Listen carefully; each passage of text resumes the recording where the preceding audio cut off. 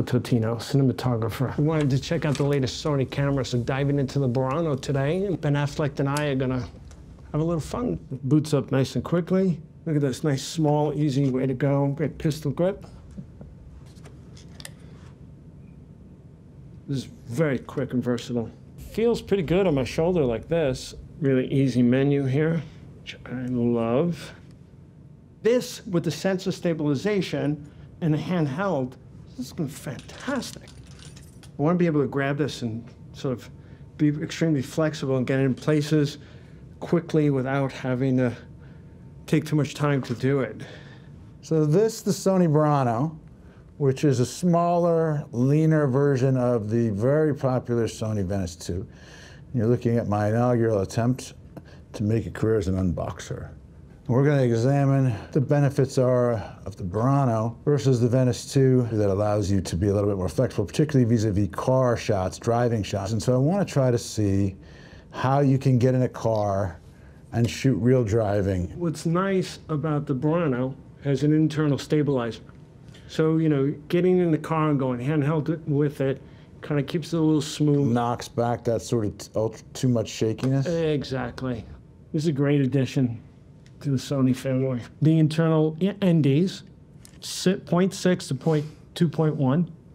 And the NDs are glass that come in within the body of the camera that make it a little bit darker so that you can effectively change the stop. And for effective, you have a shot of a hard backlight in the same scene as other shots, you can shoot the same f-stops.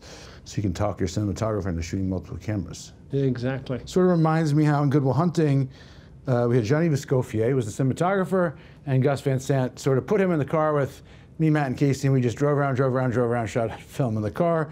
And I always remember that as very liberating and want to reproduce that. So let's see what it's like now and how it feels. Ready? Action.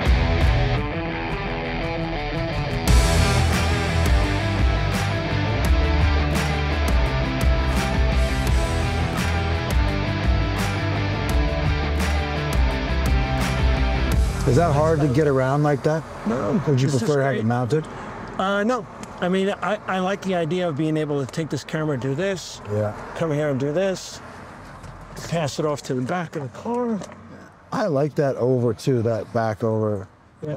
The thing about this too is that closer, the value is really to get the sense that you're actually driving in a real car, in a real space, which I find for all the technology that's out there is still one of the more challenging things to accomplish.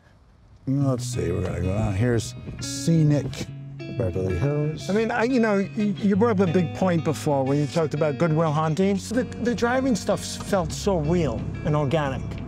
And that's what we did. Yeah, and that makes such a difference, because I think when you have that, it brings the audience in the car with you. Especially when you want to have the neighbor, when you've got, it doesn't matter and it's just ND plates and it's who gives a shit, they're just driving around. But that was a place about a city. The city was the character. For example, Beverly Hills, like you kind of want to feel this. This is iconic. You come in, you know, here we go. I'm going to the Beverly Hills Hotel. Now you buy this, like, right? There's something. But what's nice about this camera right now is the way I'm holding it. I could hold this thing all day long like this. It's not too heavy. Not too heavy. One of us in the front seat, one of us in the back seat, because you need to be in the car directing.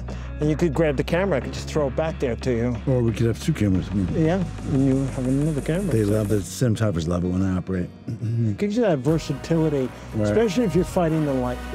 You know, you're working at dusk, and you only have a 20-minute window.